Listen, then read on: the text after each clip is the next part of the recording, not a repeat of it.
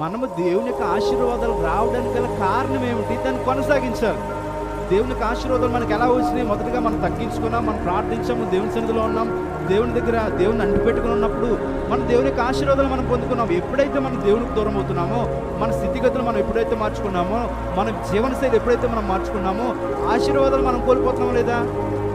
ఎప్పుడైతే ఈ స్థితి మనకు వస్తుందో, దేవుడు మనకి ఖచ్చితంగా ఒక శోధన తీసుకొస్తున్నాడు, ఒక శ్రమ తీసుకొస్తున్నాడు, ఒక బాధ మనలోకి తీసుకొస్తున్నాడు. ఆ విషయాన్ని మనము జ్ఞాపకం చేసుకోవాలన్నాడు పౌలు గారు.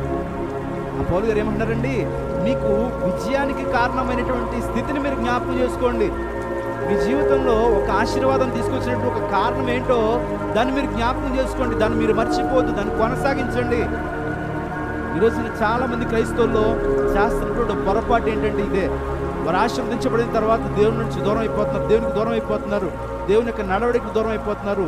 వారు ఆశీర్వాదం పొందుకున్న తర్వాత దేవున్నే విడిచిపెట్టేసేటువంటి స్థితి, సన్నిధిని విడిచిపెట్టేటువంటి స్థితి ఈరోజు చాలా మందిలో ఉన్నది. ఆ విషయాన్ని జ్ఞాపకం చేసుకోవాలని, ఆశీర్వాదానికి కారణమైనటువంటి దాన్ని మనము దాన్ని కొనసాగించాలి, ఆచరించాలి, కానీ దాన్ని విడిచిపెట్టకూడదు.